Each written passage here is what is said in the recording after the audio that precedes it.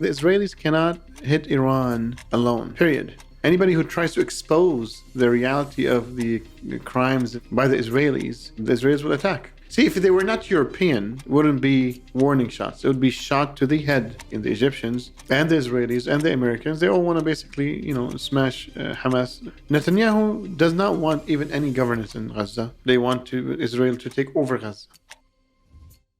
Assalamu alaikum. Welcome to i3 Pulse. Today, has Israel gone rogue and overplayed their hand? And is the West finally cutting Netanyahu loose? And is America double dealing the Palestinians and Iranians while pretending to broker peace? Today on i3 Pulse. Assalamu alaikum, Sheikh. How's it going? Good.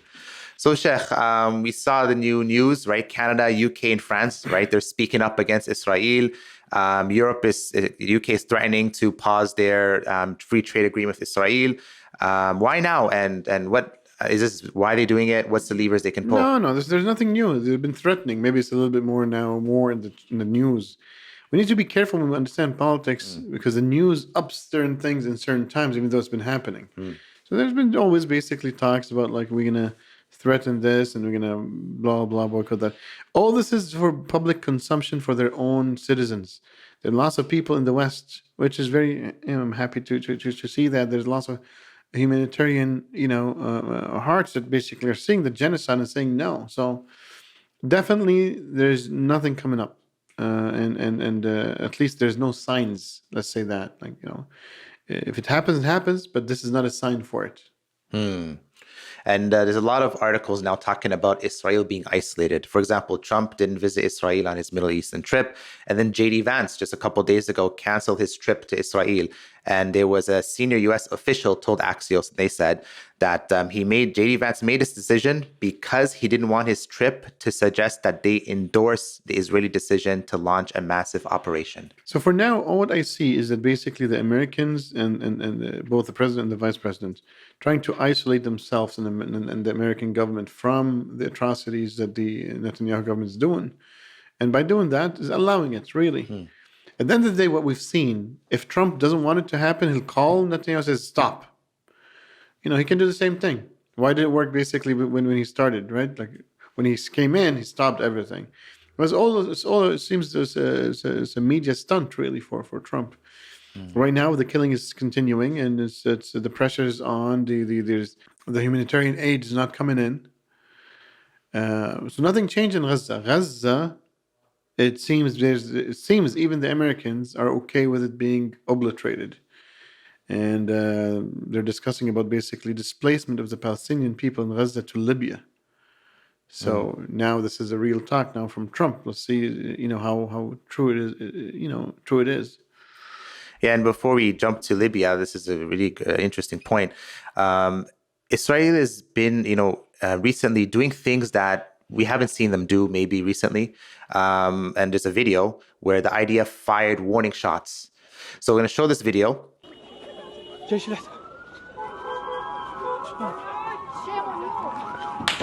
جيش الاحتلال لا زال يطلق النار باتجاه الوفد الدبلوماسي من القناصل والسفراء بين الدول. And the IDF, you can see, they're firing warning shots towards diplomats. And these are diplomats from Egypt, Jordan, Spain, Turkey, France, Ireland, and the UK. And this is after this announcement from the UK, Canada, and France.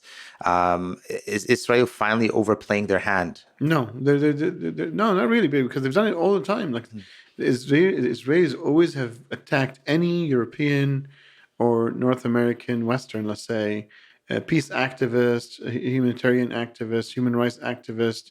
Everybody knows what's her name, how she was killed in cold-blooded. Rachel Corrie, right? Rachel Corrie from Seattle, Washington, and she was killed. Literally, she was like murdered on camera. Anybody who tries to expose the reality of the crimes by the Israelis. The Israelis will attack. Even if if they were not European, it wouldn't be warning shots. It would be shot to the head. And they've done that to many journalists, Palestinians and non-Palestinians. As long as you're Arab, Muslim, whatever it is, they'll kill you. But for the Europeans, especially if they're parliamentarians and diplomats, they'll just do, warning shots. Again, shows you the discrimination. Where To them, Muslims and Arabs are animals, or even less. So they just kill you. They have fun killing. But this is how it is. So, Sheikh, the Israeli explanation was that actually they're doing it to protect the parliamentarians and the diplomats because they were actually venturing off the approved path. And they were saying that there were some clashes and it was for their safety. No, this is bogus, bro. Like you don't go warn somebody through shots. You give them a call. They have everybody's numbers. They know everybody's identities. They already have prearranged blah blah. They stop people. They just stop you nicely. They'll send a car or a police jeep to just basically there's million ways to do it. You don't shoot at people. So it's just, again, if you're a persona non grata in Israel, they'll just treat you like that. And it shows like on camera, these are for diplomats and, now when and we see what's happening on camera for the Arabs, Shireen Abu Akleh and reporters who are not even Muslim, but Arab, they just assassinate them and just kill them. And this is the typical playbook. Speaking of playbook, Israel's playbook, America leaked one of their playbooks. Right, so CNN has broke the news that U.S. intelligence, and they did a report that Israel is planning to unilaterally strike Iran's nuclear facilities soon. So is this a sign that Israel is breaking free from America and they don't care about Trump's negotiations? No, this is not the first time. This is not the first leak. And this is not the first time even the Israelis announced that they want to strike or they leak. The Israelis, sometimes they leak something like that. So it's not the first time. Like it's not happened. The Israelis cannot hit Iran alone. Period. That being said, if the Americans are leaking it, if it came through an American source, then there could be basically part of the negotiations with the Iranians. That look, if you don't agree to certain negotiation ceiling or whatever it is, well, here you go. The Israelis might hit you, right? So and we can tell the Iranians, look, we're not going to stop the Israelis if they're going to do it. It's just. So it could be negotiation technique, and could be leaks even maybe from Zionist elements within the American government too, to push the Americans. But for now, all this is for me is just for public consumptions. So, Sheikh, last month, Middle East envoy for the U.S., Steve Witkoff, right? He said a month ago that Iran does not need to enrich uranium more than 3.67%. So he put a certain number. And then just recently, he changed the U.S. red line with Iran. And you can see in this video, I want to get your thoughts on this. Your red line, and that is enrichment. We cannot allow even 1% of an enrichment capability. We've delivered a proposal to the Iranians that we think addresses some of this without disrespecting them, and so that's important. We want to get to a solution here, and we think that we will be able to. But everything begins from our standpoint, John, with a deal that does not include enrichment. We cannot have that because enrichment enables weaponization, and we will not allow a bomb to get here. But short of that, so yeah, my question here is why the change? No, look, the change could be. Sometimes the change is just part of the negotiation, when somebody says something on public to a journalist or something, give them the Iranian basically like a bait. Or it could be the Saudis. The Saudis and the Israelis definitely are saying no. Yeah. Maybe the Saudis basically are saying, look, we can't let them have an enrichment program. But I personally believe that the real reason behind it, that they went from whatever to zero, is because they want the American companies to do the enrichment in the United States, and they sell it to the Iranians so they can make money. So the Americans don't want any technologies to go to another. So like even though the Iranians have the technology to enrich for civil usage, electricity and so forth, energy usage, and even basically the United Nations would allow that basically type of enrichment, but the United States wants the monopoly and they want the money basically from the Iranians to go to American companies to do the enrichment. And that's why he's saying basically we have a solution, we have an alternative.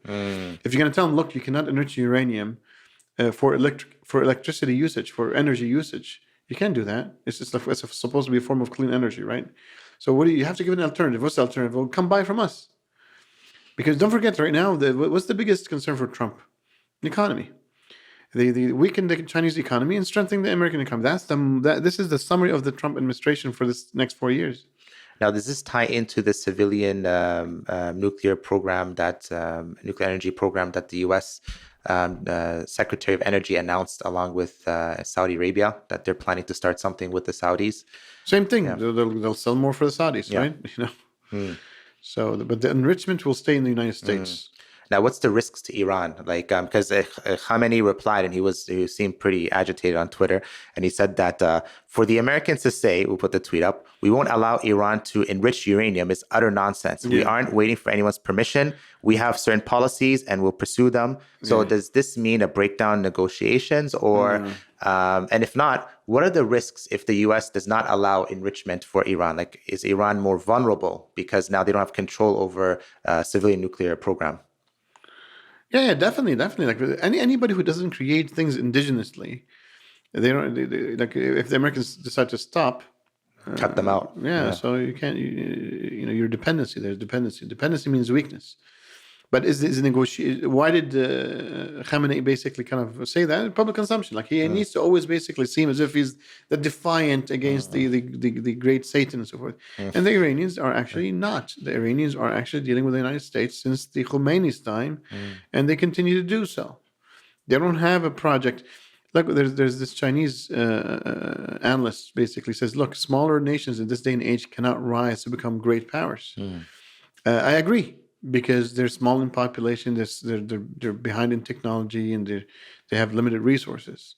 To become a great nation, what makes a great nation? Great nation is great resources with the knowledge, the technical know-how, and a vision for the world to basically make great progress, civilizational progress. Iran wants to stay as a Shia. The Shia are only 10% of the Muslim world, and they're scattered. It's not as if basically all the Shia are in one lump. Yes, definitely within Iran has the biggest numbers, followed by Iraq and so forth. But still, if Iran wants to become a superpower, there's only one way, which is to forget about this Shiism, to forget about this sectarianism, and to influence the Muslim world as Muslims, as true Muslims, not as a Shia. Shiism divides Shia from Sunni. You see what I'm saying? Like the Sunni world, we don't have that Sunni division. It's sadly inflamed by the governments today because of the Sunni Shia divide, because the colonialists wants us to become divided. But if the Iranians were really truly non-sectarian, they would call for Islamic unity and not just Shia unity and so forth, right? Now, speaking about pivoting from Iran to another situation that the U.S. is dealing with, other negotiations in Gaza. So now Steve Witkoff has been reported on Dropsite News that Steve Witkoff made promises. Americans made promises to Hamas, and they said that if Hamas releases Alexander, the last remaining U.S. citizen who was held hostage, then Trump will do two things. One, he would call for opening up the borders for aid to come into Gaza. And then secondly, he would call for an immediate ceasefire and go for negotiations to end the war.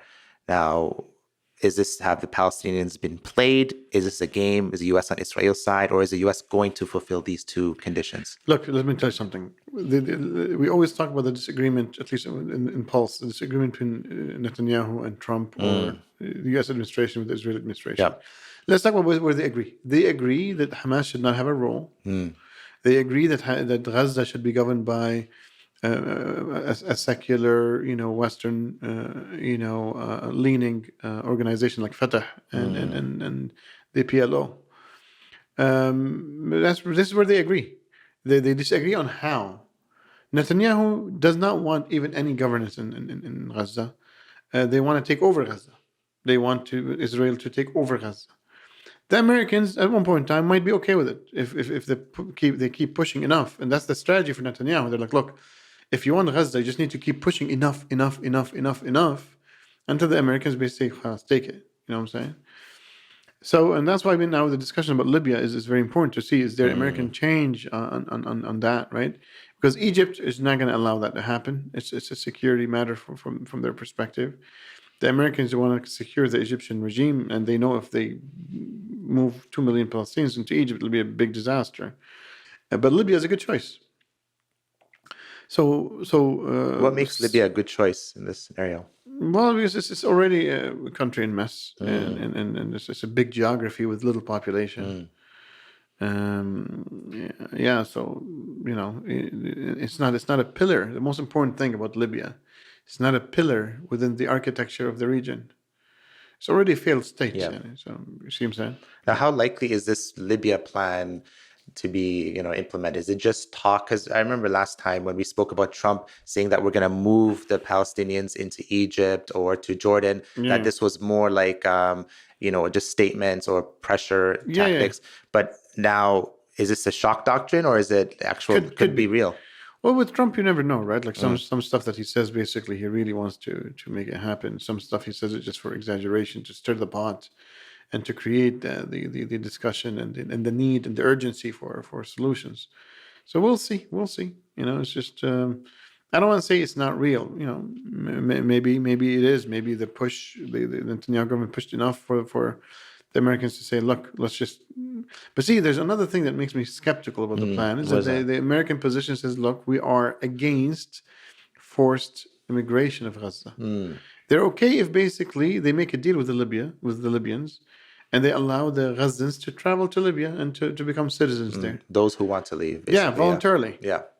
So this is the American position right now. The official position is that they don't want, forced transfer, because that's against human rights and international law. So that's what's happening right now. Like the Witkoff tricked the Hamas people. They got their last American hostage freed for free. And what does that mean? That means that basically also the United States is they're all in cahoots, basically. The Arab regimes, the UAE, the Jordanians and the Egyptians, and the Israelis and the Americans, they all want to basically smash Hamas and clear Gaza from any Hamas support. But see, the Americans know that Hamas is not just a movement. It's not an organization, a group. No. There's public support for it. Like, these individuals have families and have support. So you're speaking about a population. Hamas is a good portion of the population in Gaza. It's not going to be easy. That's why the killing is constant, because they want people to just give up and surrender. And the Hamas people, with all the killings and so forth, they're not surrendering until now. So, Sheikh, I want to, on Gaza, like, what's next? I really want to take us back to, when we started this podcast, there was things change over time. We did mention that the U.S. interest to bring stability to this region so they can focus on the Chinese threat for the next while. And so does this mean that the U.S. still wants a two-state solution, or the two-state solution, is it been dead for some time now, and there's no chance for that? Well, look, the two-state solution has been discussed since like 1967, right? Or even before. So I guess it's didn't happen, did it?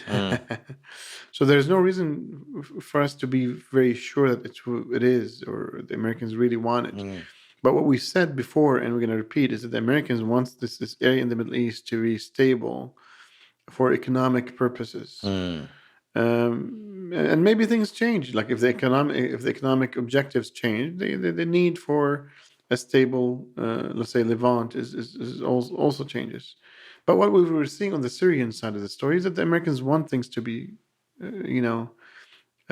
cooled down. So there is a need for this trade routes from, like, if the United States wants to invest in a new China and a new, let's say, manufacturing base in Asia, which is supposed to be India. India needs to basically build its own Belt and Road Initiative.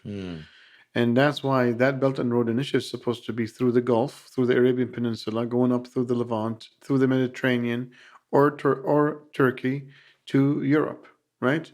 And through the Mediterranean, maybe to America. So these trade routes needs to be built, and those trade routes, if things are messy, they would be disrupted. So that's at least this is part of what we said before, and we need to carefully see if this is did not change. You know what I'm saying? So the Americans did speak about that from before. So it was an idea that they're interested in. How does things change? We need to keep observing. So there's different goals there at play, and then how America can get to that goal. Let's say if Could even if change, that goal, yes. if the goal stays the same, but the ways to get there could change as well. Exactly. Okay, so we definitely got to keep an eye on that. Now, you mentioned China, you mentioned different things, you mentioned America wants stability. Now, Trump revealed an interesting plan to build this thing called this multi-billion-dollar Golden Dome missile defense system. What is this Golden Dome, and does this signal future agitation or potential war on the horizon? I mean, we already have agitation for a long time now between the U.S. and China, right? Yeah. At least from 2015. The United States tried to crush the Chinese economy, and that's an act of war. People need to understand, like both sides are trying to play down what's happening because it's just like if they say the truth, it'll even make things worse. But there is a very strong, there's a very, very high Cold War, very, very brutal, hard Cold War happening. This is a Cold War, the second Cold War. There's the First World War, there's the Second World War. This is a second Cold War. And definitely, basically, the United States seems vulnerable because the advancements in Chinese military technology is really outpacing the United States. The need for a Golden Dome because the American politician, the American military strategist, doesn't feel that the United States is protected enough from Russia and China. Really? Yes, Wow. but there's no other reason, right? Like, I mean, What innovations, like what changed? Like, because like lots of stuff. yeah. I mean, the space capability of China, the hypersonic missiles, strategic, and tactical nuclear technology, missile technology, the lots of stuff. So the rapid development within the military field in China is way faster than the Americans. Now there's a gap, but this is moving fast, and so they're going to catch up. So China's bridging that gap very quickly. Oh yeah. So yeah, definitely. The Golden Dome means that the military strategist in America does not feel safe. This is period. This is what it is. So this is like technology to kind of anti-missile defense or like some advanced. Like Israel has Iron Dome, Golden Dome is probably something much more advanced. Yeah. Oh, definitely. Yeah. The Iron Dome is a small little thing. Yeah. This is, Golden Dome is supposed to be a dome over the United States, especially from the north, basically, where these missiles might come in. Which is why there's interest in Greenland and Canada. Remember, that's what we said. Mostly is because security reasons. Right? There's trade route reasons and there's security reasons. And Jazakallah khair. Now, final question to bring this podcast to a close here. It's been, almost, 2 years now, right? The Palestinians are still being genocided. We're still seeing like just heartbreaking images from Gaza. And at this point, right, everyone's wondering who will actually save the Palestinians. And I guess what's the message to the Muslims? Yeah. So who's going to save the Palestinians? A great question, my dear friend. But the issue is, there's nothing simple. What the Muslims need to understand is that without the unification of the Muslim world, there's no problem within the whole Middle East that's going to be solved, whether it's the Palestinian or other than Palestinian. That's why we've been within the same problem for the last, 80, 90 years. Same thing. The second thing that you need to understand, the obstacle to unification is agreeing on what unifies us as a nation, agreeing how we should live together. And this is the biggest problem. The problem is basically there's so many different proposals. There's the Muslim liberalists, there's this, or secular, there's the modernists, there's the conservatives, there's the spiritual focused people, there is even some like socialist ideologues. We have the secular nationalists are everywhere, different kinds. Like every country has their own nationalism. So within the Ummah, basically, you have 57 countries. You have 57 minimum 57 nationalist intellectual streams. Within each country, you might have multiple ones. So there's no Kurdistan right now, except within Iraq, really. But there's a Kurdish nationalism, as an example. But the Kurds exist in Syria, in Iran, in Turkey, in Iraq. So what do you multiply it by 4, for example? So what unifies a nation is an idea. And that's why we're looking at Islam as just a religion What do you do then? Basically, what the Muslims do is they basically import foreign ideas to propose how they're going to live life, right? So how are we going to live? How are we going to organize as a human society within political and economical and social standards? Those ideas that are solutions for these questions come from different sources. If Islam is just a religion, they're not going to come from Islam. And since we are different ethnicities and different races and different like languages and different geographies and there's borders, then you have million solution. If we want to invest in a unification project within the Muslim world from Indonesia to Morocco, there has to be a unifying factor. And that cannot be spirituality. That cannot be the religion of Islam. Cannot be. Has to be the political idea of Islam that says, look, as an ummah, we become a nation. There's no Indonesian anymore. There's no Moroccan. There's just a Muslim that comes in different shapes and sizes. There's a perspective of how we're going to live life, how we're going to run our societal affairs, from governance to economics to society, how we're going to deal with trade with each other. How's the Moroccan going to deal with the Indonesian? I mean, take, for example, basically the states in America before the unification. Yes. Take, for example, the provinces and the territories in Canada before the unification, or whatever it is, basically, because it's a confederation. There's deals between these provinces to be unified.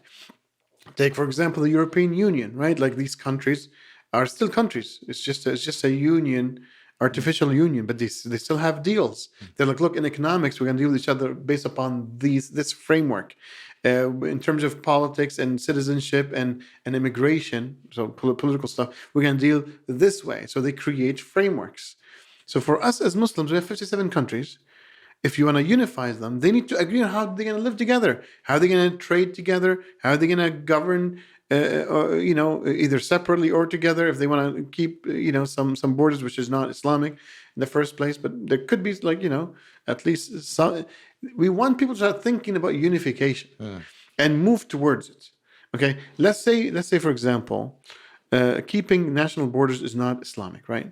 But some Muslim leaders come together. Let's say African leaders or Asian, Western Asian leaders or Eastern, South Asian leaders, like Indonesia, Malaysia, and so forth. They come together.